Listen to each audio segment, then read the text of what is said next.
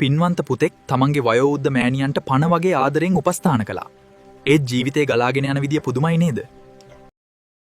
මේ නාකි ගෑණි මුළු ගේම අල්ලගෙන මෙහෙම ගියොත් මට මේ ගෙදර කිසිම තැනක් නැති වෙනවා. කොහොම හරි මේකියෝ මේ ගෙදරින් එලවන්න ඕනේ. අනේ මට නම් තවත් මේ ගෙදර ඉන්න බෑ. ඔයා නැති වෙලාවට ඔයාගේ අම්මා මට බනිනවා, ගහන්න එනවා. මාව මේ ගෙදරින් පන්නන්න හදන්නේ. මට මෙහෙම ඉන්න බෑ තවත්. මොනවා? මගේ අම්මා එහෙම කරන්නේ නැහැ. අම්මා හරිම කරුණාවන්තයි. ඇත්තටම මට මේ දේ විශ්වාස කරන්න බෑ. මම දන්න විදියට අම්මා කවදාවත් කාටවත් නරකක් කරන්නේ නැහැ. ඔයාට පේන්නේ යාගේ බොරු අහිංසකකම විතරයි. එක්ක ඔය අම්මව මේ ගෙදරින් අයින් කරන්න, නැත්තම් මම මගේ මහ ගෙදර යනවා. අනේ පුතේ, මම මගේ රත්තරන් පුතාට කවදාවත් වරදක් කරුවේ නැහැ. මේ ලේලි කියන බොරු පිළිගන්න එපා පුතේ. මට තවත් කතා වැඩක් නෑ අම්මේ. අම්මේ, ඔයා නිසා මගේ පෞල් ජීවිතේ නැති වෙන්න බෑ. දැන් ඇති.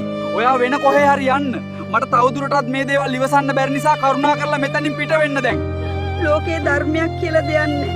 තිබුණා නම් මගේ කුසින් උපන් පුතා මට මෙහෙම කරන්නේ නැහැ. ඇයි මට මෙහෙම උනේ? මම මේ තරම් දේවල් කරද්දි මගේ දරුවා මාව අමතක කළේ කොහොමද?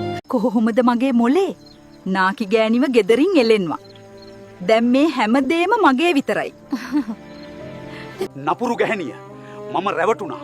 මගේ ආදරණීය අම්මව මට නැති කළේ තී. අනේ අම්මේ, මට සමා වෙන්න. මම මේ වංචනික ගැහණියගේ කේලාම් බස් වලට රැවටුණා. මට වැරදුනා අම්මේ. නැවත ගෙදර යන්න එන්න අම්මේ. මගේ පුතේ, මං ඔයාට කවදාවත් වෛර කෙරුවේ නෑ. මව් සෙනෙහස දරුවන්ට හැමදාමත් එකම වගේ පුතේ.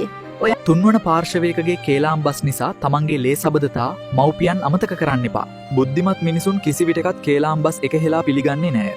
වයස්ගත මව්පියන්ට සැලකීම උතුම් මංගල කරුණකි.